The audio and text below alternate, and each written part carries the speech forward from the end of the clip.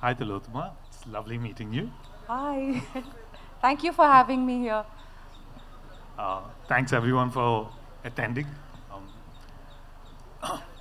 So I'd like to start off with like I don't know, a fairly straightforward question. We heard how the MC described you, right?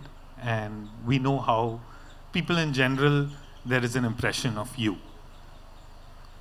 I'd like to ask you, what is your impression of yourself? How do you see yourself? Because we've seen how people see you. So how do you see yourself? I don't see myself. I want to witness others, you know. So I don't want to spend too much time thinking about what others think about me, nor do I want to get into my head too much, because you see I'm a Cancerian, tend to overthink things. So I don't want to, I'm more curious about others. I'm not trying to sidestep your question. I genuinely, I'm not very interested in having any sense of construct about myself, because it is ever changing. So what do you fix? What do you describe? What I will tell you today, in 2 days I might feel is a big lie. And then I sat here in this wonderful place in front of all of you, and I actually then lied, right? If I told you that this is who I am, I don't know who I am. There are so many worlds within, there are so many, people within my life that I think I find it very claustrophobic to make, have a singular sense of identity. I find that too rigid, too claustrophobic. Yeah. So you're saying that we all contain multitudes, like each of us. Absolutely. Okay. I mean, that's what makes life so wonderful and unpredictable. I think there was a interesting and lovely answer to kind of start off our session itself. You know, since we're in a place where we're kind of discussing plurality, we're exploring plurality and like many points of view, and through this conversation per se, that's what I want to talk about, right? Like your craft as an actor and your how can we kind of look at plurality through that lens, through your lens as an actor. So the next question I wanted to ask you was, see, as actors, you get to live many different lives, right? Through your characters, you get to see the world from many different points of view, and you've played, a variety of characters. If we take like 2 of your breakout roles per se in the last couple of years, right? You have played a maid in or a house help in Is Love Enough, Sir?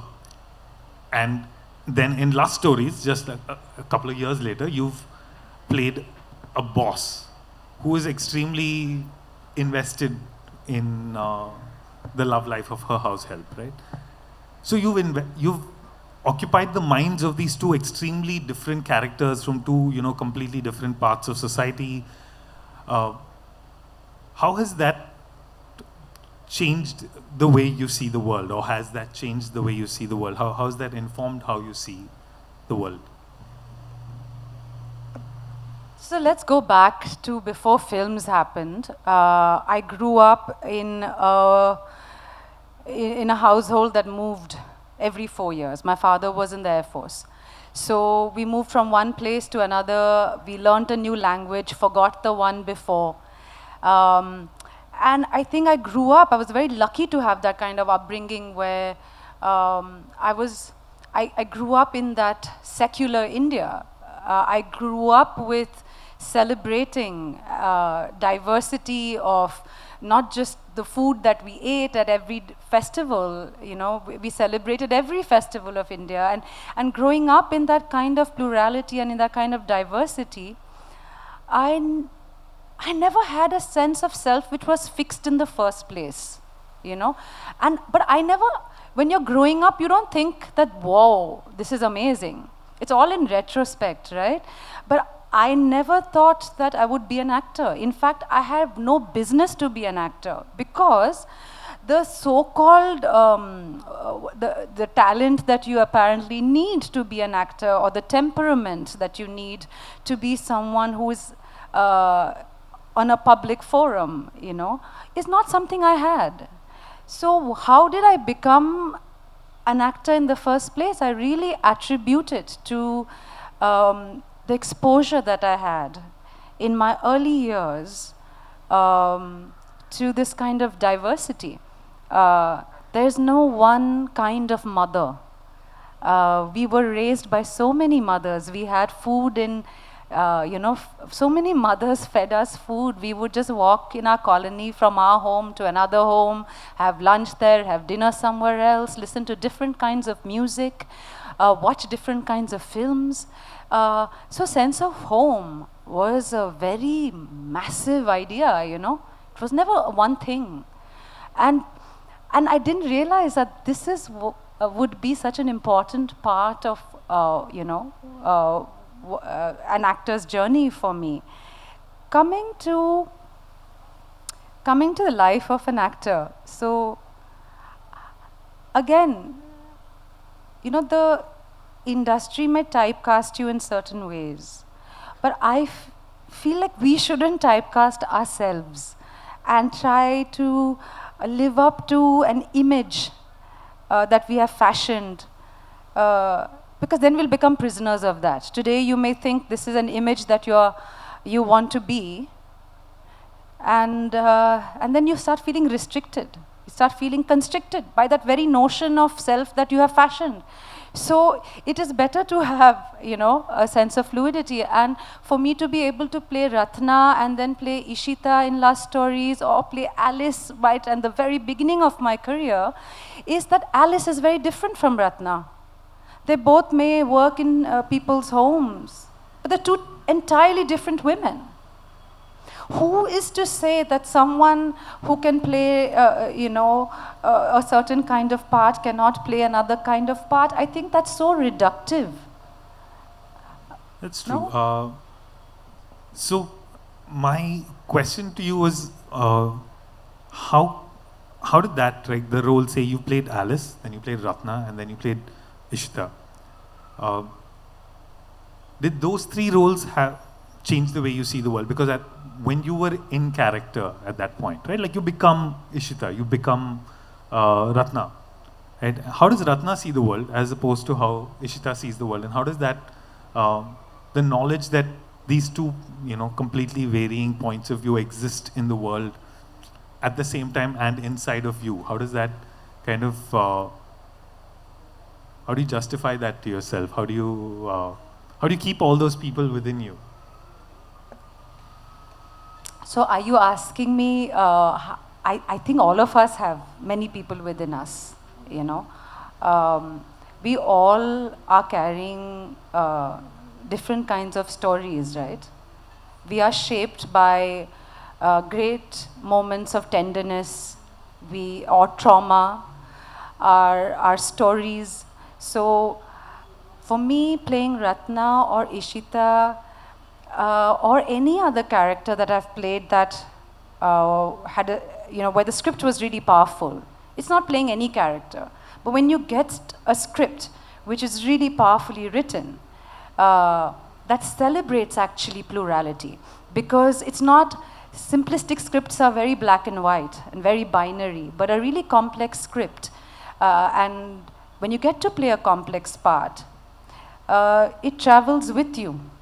So I am here, but I'm also here in front of you with Ishita and with Ratna and all the women, and Alice, and all the women that I've had the pleasure of representing travel with me. You know, they're here with you. And because the people that you invest in trying to understand, the characters that I play, when you try and when you spend time in their shoes, it is very hard to walk away from it without them impacting your life.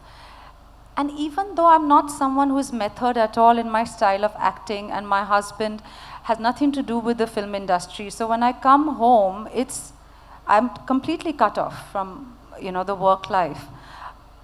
In spite of that, the people that you have the honor of representing on screen leave a residue in your life, and so one must choose very carefully what work one wants to do. One often feels that I can separate my work from my life, that I'm making this choice, and even though I don't believe in this at all, I'm going to do it anyway. You can do it once, you can do it twice. But it's like fast food, you can have it once, it's okay, but if you keep on inputting that, slowly your heart will get clogged up. So, and I think our skin is very porous. It has, Right. pores, right? Yeah. And our muscle has memory. So we don't forget. And we remember, our skin remembers, our body remembers. So as I grow older, and because of these various women that I've had the pleasure of playing, I'm more careful about who I want to bring into my life, because I'll carry them forever. So I better think, yeah. So in some way, it's not, how would I say, so choosing films, choosing roles is a political choice in many ways, like in how you're deciding, right? Like, this is right, or this is wrong for me as a person, like for Tillotama as a person, as an actor. Each role is a statement in some way. I wouldn't say I'm trying to make any statement at all, actually. And I don't think it's possible to be apolitical, So I think your politics will always inform your work and your behavior as a human being. But I'm not trying to make any statement. I am attracted towards things that are unfamiliar, towards things that are unknown to me. I am attracted to complexity and some things that are in the middle of things, And a script that has that produces a sense of excitement, because you don't know everything. If I knew everything, why would I do it? Why would I get into that world? It is, the attraction is not to make a statement as much as to be invited to an exploration where, the director and the crew and the actors come together, even though we have the script and we have the shot division and everything is decided, in spite of that, the way everyone comes together in that moment, and something happens, something surprising. And when that something surprising happens, there's a memory of it, which is very vivid.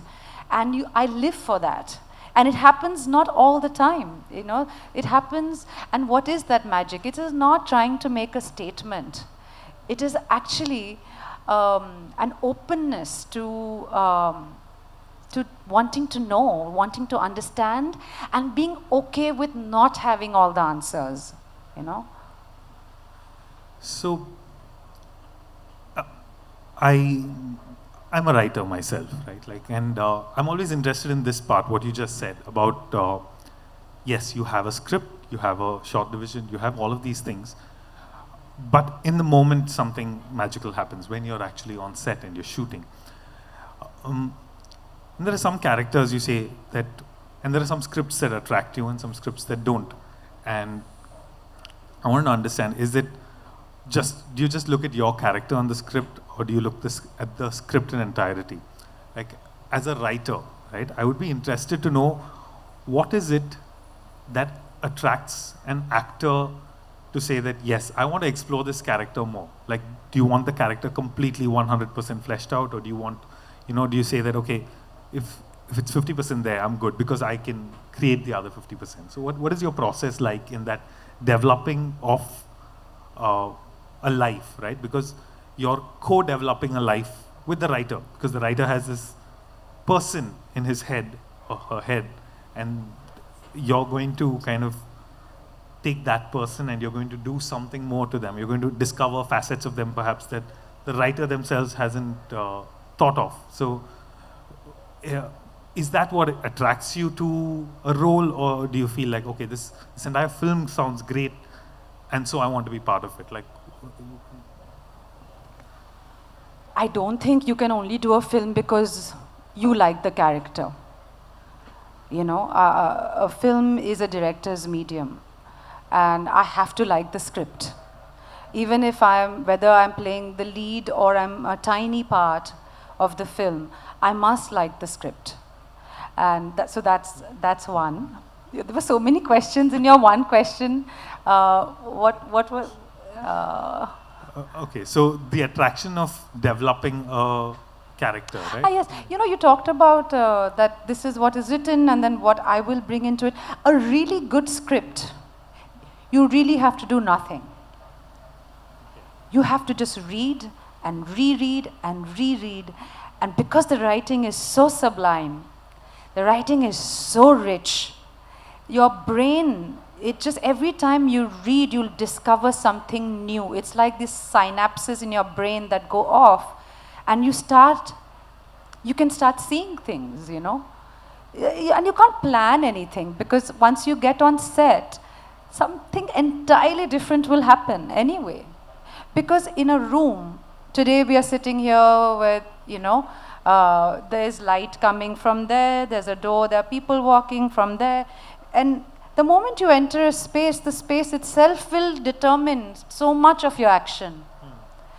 So when you enter a space, then a co-actor, then the limitations that surround you, you can have whatever great ideas about, oh, I'll do this performance and that. Nothing. When you are there, you have to respond in that moment, you know, to what is around you. So you can plan whatever you like. I'm not the kind of actor who plans, but I'm a kind of actor who reads and rereads, and because every time I read, if it's a good script, there will be something that is fired in your imagination, an image, a sound, a color, and then you go to the set with all these images and all these reiterations swimming inside you, you know, and you feel nervous and you feel excited because there are so many different ways to do the same scene, you know. And the beauty of cinema, and which is why I love doing cinema more than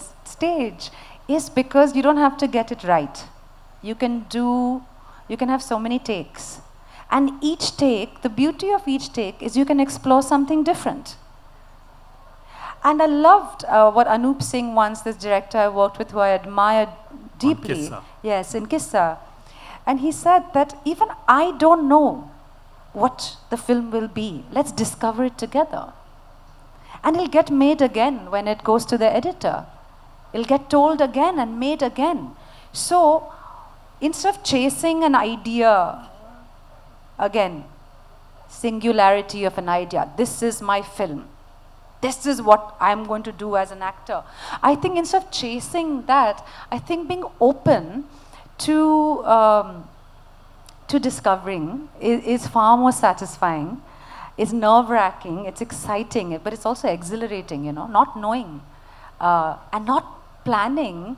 Of course, you have to plan everything in terms of your production so that, you know, it's not like bas chale yahan fir kar lete hain film. It's not that. The entire crew and what goes into planning a film, the more meticulous it is, the more detailed it is. Once you get on set, you'll be more open to the spontaneity. But for that, you need to plan. Only then, people glorify spontaneity and think it equals not being prepared. They're two very different. You can prepare and prepare and prepare, and you must, because once you get on set, you must not waste anybody's time. A DOP is, when it's a handheld, they're holding a camera. The gaffer, the crew, the sound guys are holding the boom. Everybody's time is precious. So an actor not showing up on set, not prepared, is because they want to be spontaneous. That's unprofessional.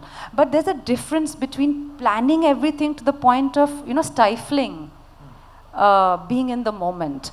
So, yeah. So you've gotten into character before you come on set, or do you get into character? What happens there? Like, what No. I'm myself. Right. Then when action is called, you get into character. That's when okay. Yeah. Right. Okay. So you said method acting is not your cup of tea. You kind of discover the character in the moment. No chance. Yeah. I have a family. This is a profession I want to do in my 50s, 60s, 70s, 80s, and I want to have a rich life outside of my work. So, and that's why it's called acting, Yeah. That's, I think, an interesting take. Do you feel that a lot of actors have the same approach to acting, or, is it, especially, considering you're, say, somewhat of an icon when it comes to parallel cinema, you're considered by many a thinking person's actor. Do you feel like people expect you to be a method actor, or do directors approach you thinking that, okay, Tillotama is going to be a method actor, she's going to be very serious, compared to, say, a much more commercially, an actor who's only done commercial roles? Do you feel like people come to you with some sort of an expectation? You have to ask them. How would I know? I do hear that people think I'm a bit serious. Early on in the industry, I was also told that don't sound too intelligent because it's not really appreciated. But then my parents spent a lot of money on my education, so I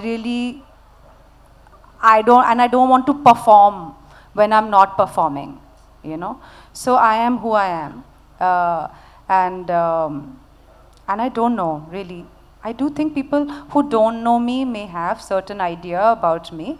Also because when I moved into the industry, my first film was Monsoon Wedding, and nobody in my family is from the film world. And I lived in Delhi, not even in Bombay at that time. So I never had any sense of preconceived notion about what this industry is like. And I still don't. And the beauty actually of, I didn't have any representation. And the beauty of that, though, while it's very hard to break into an industry when you don't have, family who can guide you, or representation, is that you are free to create your own journey. You don't have to live up to anybody's expectation. And that's the beauty of being in the margins. And I never wanted to be a flag bearer for independent cinema. I don't want to be a flag bearer of anything. I don't want to take myself that seriously. I did the work that I got, of the work that was offered to me, that made sense to me. I said yes, and I did it. I had no great, skill or ability to prophesize the future or whether a film would do well. That's not my job. I'm not an astrologer. I don't know the future. I just know that in that moment this made sense. And I made my choices based on that. And I will continue to make my choices based on that. And whether it's commercial cinema, I think these binaries are... It's a thing of the past. Yeah. So, okay. Yeah. So that kind of leads me to my next question, which is, as filmmakers or people in the industry, do you think cinema as a medium, is it just a medium for entertainment? Or should a filmmaker, be more responsible in what they are putting out into the world? Or, should we be okay with treating it just as entertainment? Because there are people on both sides of this argument, right? Like saying that stop over intellectualizing it. It's just a film. And on the other hand, people are saying, no, it's very important. The public is responding to it, so you have to be very responsible in what you put out. What do you feel, uh, you know, what are your thoughts on that? Okay, so let's go step by step with this question. I, I mean, often we are asked, does cinema create any change? Okay, so cinema, entertainment, like education, like parenting, like loving, like growing, you can't be attached to immediate results or immediate gratification, you know, because the impact of art or education is like, the closest I can compare it to is like planting a seed. It can grow if it has all the right nourishment. The plant can grow into a great tree. The tree can give fruits, flower, shade to many people. Or it can be stunted and it can be diseased. Now, what a seed will grow into, you can't tell. Like education, right? A teacher walks into a classroom with the hope that the students who leave her classroom are better equipped to shape the world for better. But they could also go out and destroy, right? But a teacher has to live with hope.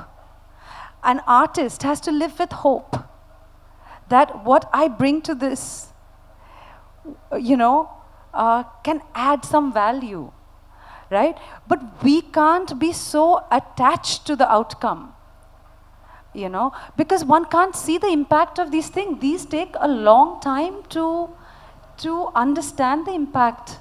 So you're saying intention over result, like as an artist? I'm just saying that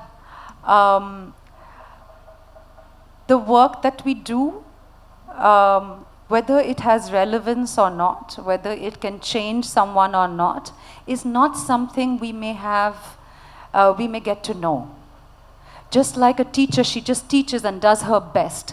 A gardener, a farmer grows, but there's no guarantee what it will grow into. And I think for me as an artist, as an actor, I would rather focus on what I am doing than worry about, you know, or attach myself too much with the result. Because a film may come out and do very well, and then 20 years later, no one even remembers that film. There are films that can come out and no one watched them, and yet 15 years later, 25 years later, when a crisis happens in a society, that film comes up and becomes a source of great encouragement. How do you explain that? A student may have, you know, you go out, you start working, and you hit a hard situation in your life, and you remember that teacher. You remember that story. You remember that word. You remember a certain feeling. I mean, and you talk about entertainment. Entertainment, actually, if you see the word entertainment, which is my terrible habit I have of looking at the source and origin and etymology of words. Entertainment actually comes from an old French word which means to support, to hold. That then became to entertain, you know. So what is entertainment and what is entertaining is very different for each of us. You know, the best that we can do is support, as an actor for me, the vision of my director with and try and you know, do my absolute best to bring that vision to life. You know, and the idea of entertainment, I don't want to look at it from such a short-term view, and I don't want to attach myself to how many hits, how many views, how many crores or lakhs it made in the box office, or what were the numbers, the ranking. Quantifying entertainment into a mathematical equation is not what I'm here for. I was never good at math. So why bring it here? I became an artist that I can escape from the mathematics. Yeah, I don't want to reduce entertainment to a number game, you know. My question more was along the lines on responsibility, right? Do you feel as an artist we have responsibility towards our audience to do something good, or like, you know, what you feel is good, or do we just have a responsibility to entertain, right? And again, like, I think your answer has come in sense of that how we entertain or how we we support our audiences, oh, how, and we never know how that's going to turn out, so we just come out and do what we do. Sense of responsibility is towards choosing a project which I feel has integrity. Okay. That's what I'm trying to say. That instead of focusing so much on others, in the sense, what will the audience think of it? You know, will it be commercially successful? You know, is it too indie? Is it too mainstream? I'm saying, what does it make me feel? Because I have to be part of this world. You know, what does the story make me feel? Has it made me question my own prejudices? Is it making me think about something that I've not thought about in this way? Then yes, it has to make me look at the world in a different way. Because if I am surprised, if I feel nourished, one can only hope that that translates, right? It is not the sense of response. Otherwise, you sound like it's very boring. Like, you know, it's not my responsibility to give you a message. I'm not a postman. I'm not here to tell you what to do. But if I connect to something, if something resonates, and every time you do something that makes you think, you get a part that makes you really think, question things. Your center shifts. Your center shifts ever so slightly.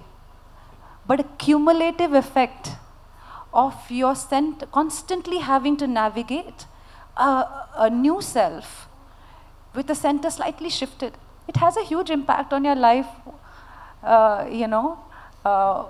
from a longer perspective, you know. So I had watched a video, an interview you had given with Rajiv Masand, where in the course of the interview you were saying that you perhaps didn't get commercial roles because you were a very serious person or a very awkward person, and then you say that I'm not that kind of a person anymore. So is that kind of where you're getting at, where your center has been shifting for the last 20 years in the industry to the Tillotama who started off as Alice is not the Tillotama who played her last role? See, if you see your childhood photograph, okay, if you see any of your childhood photograph, you place your childhood photograph and then place a photograph of you now. It's still you, no? There's a lot that's changed. But the essence of who you are is undeniable, right? So it's nice to also hold on to that sense of, who you are, and not try and surgically remove. Not fundamentally change yourself. And fundamentally, but there are things inside you when you're curious about a multiplicity of voices, when you're curious about people thinking in divergent ways, if you're curious about different kinds of storytellers and different ways of telling stories, there is no way that your sense of self will not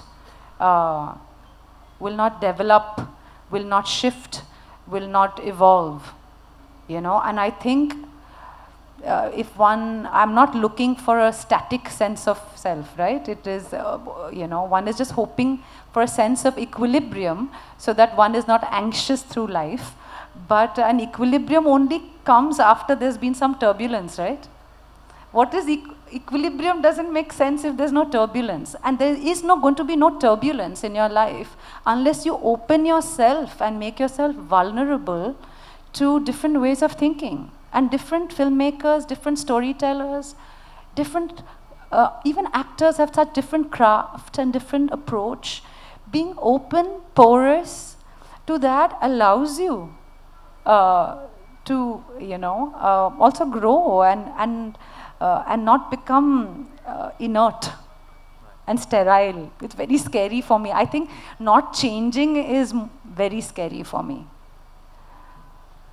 So I wanted to, go back a little into your past, and I was reading that you were in New York and you were teaching theater to convicted murderers, right?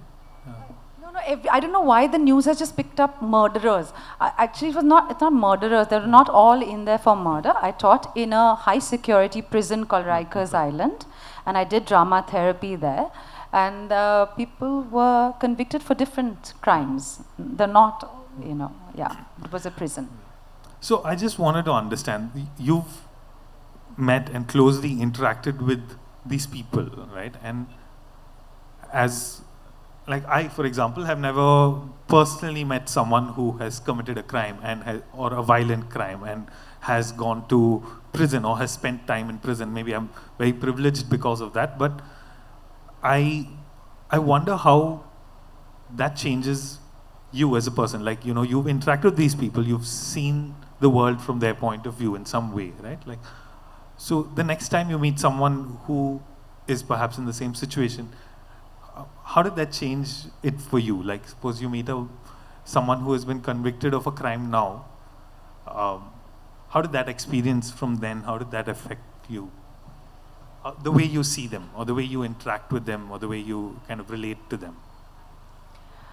The first thing that working at Rikers did for me was that it smashed binaries, good, bad, profit, loss, innocent, guilty.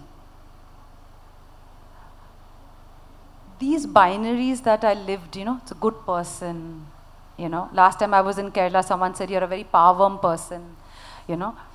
So this good, bad, right, wrong. We use these words a lot without even realizing it. Working at Rikers taught me to go beyond, because life is in the middle of these extremes. Nobody is purely good and purely bad. That's a myth. And when you work with people who are incarcerated, you realize that this fine line between even sanity, insanity, good and evil, it is a construct. It's a sliding scale of relativity. It's not an extreme. And because you realize that, what is a good person? A good person has never done a bad thing, and a bad person can never do a good thing. I don't want to live in a world like that, because I would really like to change the things about me that I don't like. This idea of perfection, this idea of greatness, goodness, this is too essential, it's too simplistic. And the thing is, society forces us to choose one or the other, And working at Rikers Island smashed that for me and made me realize that if I'm able to be out of prison, if I am able to be so-called innocent, it's because I have great privilege to have had an education, to have had a supportive family. The difference between me and them is sometimes purely the situations that surround us. Do I know what I would do if I was in a situation of extreme hunger or my sense of dignity was threatened? What I would do? So, and that again, I did so many different things in my life, and I never thought at that time that these things would help me as an actor. But for me, again, teaching at Rikers and watching, observing, and learning from the inmates there who are serving time taught me so much about cinema, because cinema is an experience of time. So, and I learned from them that there is no, I mean, if you have to play a good person, a bad person, that's so boring, and I don't want to play either a good person or a bad person. I'd like to play a complex human being, yeah. That kind of leads me to my next question, right? Like, you are a complex human being, all of us are, but in the age of social media, right, where a lot of people have formed some sort of notion of you, right? And I'm sure that you have fans who come up to you in public sometimes and want to talk to you or take a picture with you, because their view of you has been through film, and then a few of your interviews, and then it's always through a screen, right, in some way. So they have a preconceived notion of you. So when do you feel like your fan interactions after Sir and your fan interactions after Lust Stories, were they different? Did people perceive you differently because of Ratna? Did they perceive you through the lens of someone who's played Ratna, and then people who've perceived you as someone who's played Ishta? Did you feel some sort of like a change in the way you were approached in public? No, not really. I think the audience is way more evolved and smarter than that. At least the people who have watched my work, who write to me, who have bothered to come and talk to me, I think they see me for who I am. I really trust my audience. I've never felt, they know that I'm playing a part. They know I'm acting. And I think, I feel like the audience has accepted me, and my viewership.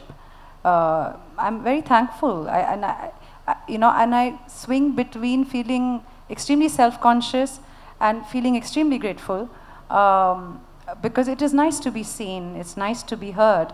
But the viewers, the audience who has watched my work, I think, have judged me far less than the industry when I had moved into Bombay. Many directors and producers, when I just moved in, didn't understand what to do with someone who looked like me, who didn't fit into the Bollywood coda of young and beautiful, And because they were so focused on what I looked like. But that's so boring. What about that which you can't see within me? Aren't you curious about that? And I think a life of an actor and artist is really about representing that which you can't see, instead of what is visible. And I think the audience, if I'm here, it's because the audience could see that. And I'm here because of that. I think they're far more evolved than we give them credit for, And I don't think they're coming to me because, or that their relationship with me has changed because of the part I have played. I think the kind of comments, the warmth, the interactions that I have had, even after Sir, there's so many people who had written to me saying how the film reminded them of events and incidents in their life where their behavior was so driven by class, and they feel what a sense of shame that they feel. And you talked about that you have never met a criminal. Sorry, I'm just remembering that. You don't need to. Everybody in this audience has blood on their hands. We are all guilty. When you stand by and watch someone do something wrong and don't say anything, is it wrong? But do you want to still hold on to the badge of being a good person? But But we all have, it's just a matter of degrees. And it's a matter of opportunities, you know. Those of us who have come from loving families, have had an education, we can afford to make a choice, you know. So, sorry, I've gone to the previous question, and now this current question is about social media and in this world of social media, how people perceive. You've not felt a perception no, not change at all, per se. not at all. So this is my final question. I think we have to wrap up. I was hoping if you could teach all of us here something, right? In the sense that, you know, if you had to imagine a character who is completely like the polar opposite of Tillotama the person, right? And someone who probably you hate or despise in some way, right? Like a character who you would hate or despise. How would you get into that character's head? And there's a question for all of us, right? Like, I feel like it's very important that all of us have people that we don't like, or, you know, political views we don't like. We have, you know, maybe a neighbor we hate, or a politician we hate. But how do we kind of get into their heads, and how do we understand where they're coming from, and how do we, you know, there's a very famous line, paraphrasing it, from this book called Ender's Game, where he says that when I truly understand my enemy is when I begin to love him, right? Like, I'm very interested in the process of kind of understanding your enemy. Right? How do you get into the head of your enemy, and how do you begin to love them? I feel like that's probably the core of plurality here, and I'd be very interested from an artist's point of view, because you do have the tools for that. Could you, you know, give us a tool to kind of really get an opposing perspective? So to start with, how would I prepare for something that is a character that is very different? You said opposite, okay, right? Now, and you also said someone I hate or despise. Yeah, so right? I would say let's keep it to someone you hate or despise. Like right. So I would not be able to play a character if I hate a character. Because if you don't have empathy for the person you're portraying, you're just representing a caricature that exists, a stereotype that already exists. You're just repeating it again, right? So I would not play that character. If I felt a story represented a character in a very black and white way, why do I hate them? Why do people hate them? What is it? How do you know, for me to play someone whose actions I may despise, right?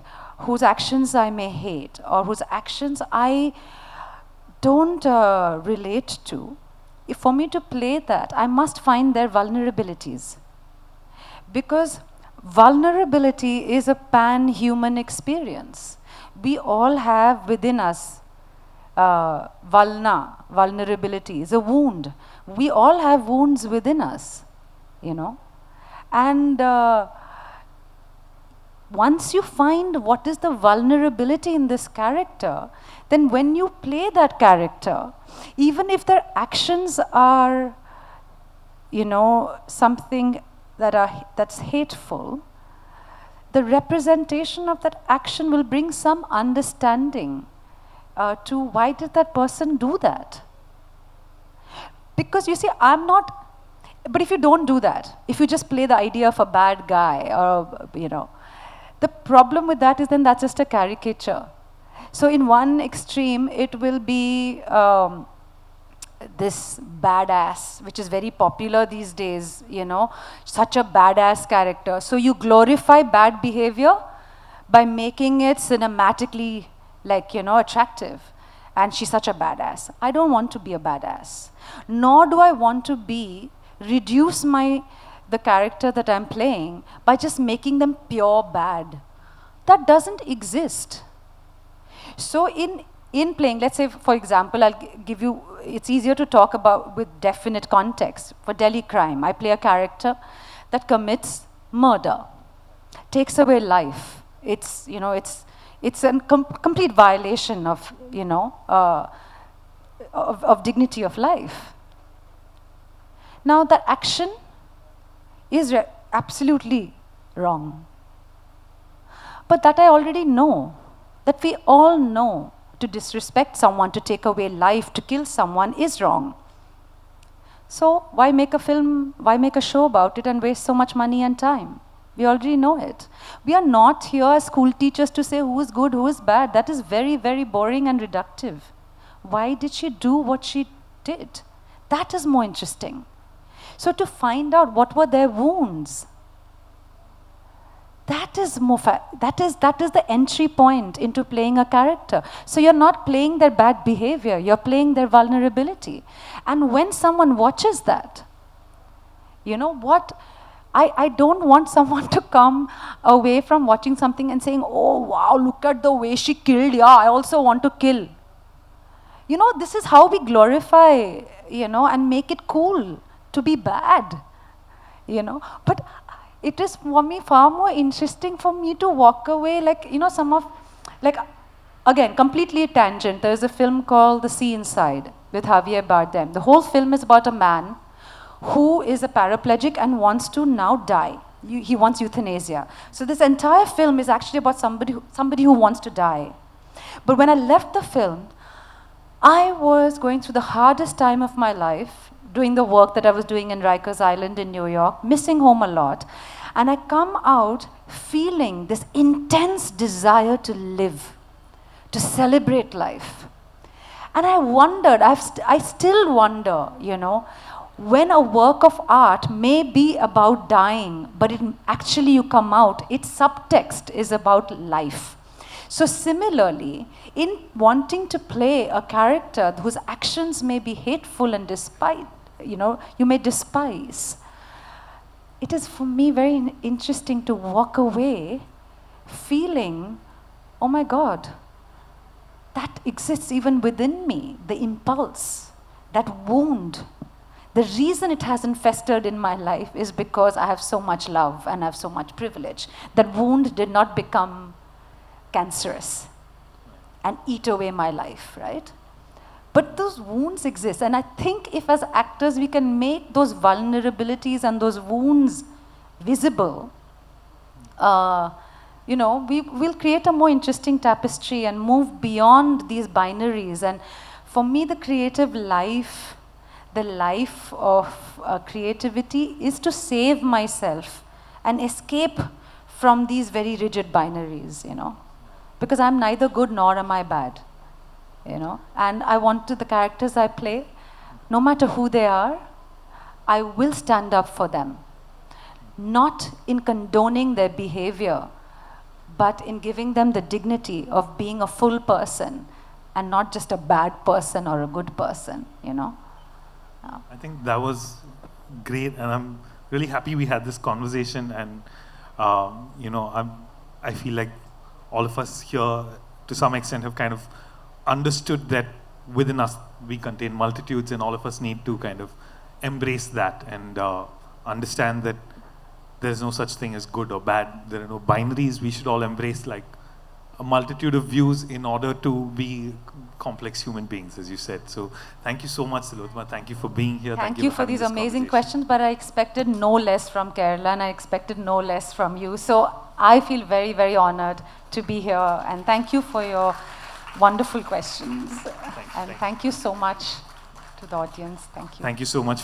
Tillotama ma'am, I think you've already answered the question, but I just wanted to know like how it was collaborating with Konkana ma'am. Like she gave you a script or a character that was totally different from what you played. Was it the interpretation, her interpretation of her script, which made you attract towards it? And to Francis, I think you've worked in both two projects with your wife. That as writing those, congrats on Miss Perfect. And I just wanted to know, like, how is it a brief insight into the creative process between you two, and also, like, are you doing a Malayalam project soon? My creative process in my I want to know what it's like to work with your wife, since I've never worked with my husband. I'm very curious. For everyone who doesn't know, that's my wife in the audience. Shruti is an actor. She's also an architect. She's probably like we kind of grew up together. We've been together since we were 17, and so there's a lot of like our whole relationship is rooted in friendship. And when it comes to work, right, and writing together or writing for her, there's a complete lack of judgment between us. I think which is what helps. Where she's very good at feedback and she's very good at telling me what's not good or what's good about the work without it feeling like an attack, or because that element of ego is not there in our relationship. It kind of makes working very smooth and it's very fun. And yes, we are working on a Malayalam film together, and hopefully sometime this year. So very similar actually. Of course, Coco and I are not married to each other, but we are friends, and the element of trust, that you spoke about, is a huge thing. And because the work that we do is so much about, it's not about, performance is not about what you show, but what you feel. So when you work with a director, who sees you and who has made space for you, it is very, very, very special. And also for me, Love Stories, the mirror segment, Konkuna's film, was very, very important because I felt she cast me in a part that was also age appropriate. It was, it was also a woman who is complex, who is not morally necessarily on the right side of things all the time, and exploring her loneliness, her darkness, her sense of shame. These are things that were so delicious. I have to use that word. It's like eating a meal, like good meal, and you guys are so lucky to have that every day in Kerala. So I guess you'll appreciate what I'm saying. When the meal comes in front of you and your mouth starts watering, you haven't even taken a bite, right? So reading a good script, which doesn't pigeonhole people into good and bad, and creates dynamic relationships, especially in the way women's desire is represented. Because if our industry is interested in women's desire only up to a certain age, because after that they think we don't have any desires, but it's not true. So to work in a film that actually explores that was like eating this sumptuous meal which has sugar, salt, like umami or flavors, and that, when you explore something like that, now imagine eating that meal with a very dear friend, a meal that is shared with a very dear friend, who doesn't judge you, who accepts you for who you are, who can place her trust on you to play something you may not have played before. She doesn't need to see you succeed before she gives you the job. These are qualities that makes it very special for me to collaborate with her, and also because I deeply admire her mind and I really respect it. So when you work with somebody, you feel trusted and there's a mutual sense of respect. You can just fly. And a great script. You may love each other, but if the script is rubbish, there's nothing you can do, So, yeah. So Pooja Tolani, the writer of Mirror, is also a co-writer of Mirror, was a very important part in the journey of it, yeah. Hello, Tillotama. I have a question, but before that, I would like to differ with something that you said. I'm a maths teacher who love entertainment. That's why I'm here. My question is, you were telling about playing the vulnerabilities of people. So, did you feel that you were able to come out of your own vulnerabilities by playing the vulnerabilities of others? Or has it given you a positive impact playing such characters? Thank you for this amazing question. About mathematics, though, ma'am, I do want to say that while I may not be good at it, those who really love math, in my experience, the few I've met, are also great philosophers. And math has also introduced us to the idea of infinity. And so, and permutation and combination, right? That there's so many different permutation and combinations to a thing. So, as an actor, playing the vulnerability of others actually makes you not just more aware of your own faults, the fault lines that run, you know, my Achilles heel, my weakness, what flares me up, what triggers me. In playing those vulnerabilities, you do become more aware, but then it's up to you whether you want to do something with that awareness. Just being an actor doesn't make you a more evolved human being. It can be just a paycheck, you know. But if you're part of doing work that made you think in a different manner, that was thought-provoking, the chances of it transforming you are very high. But it's never in the moment. You can't analyze these things immediately. These are things that you have to live your life, and when you come to a situation, certain situation, you know, that comes back, and that's when you realize that, my God, I had no idea that that had such an impact on me. And it's not just the work I have done, it's also the work that I have seen, the beautiful books I have read, the songs I've heard.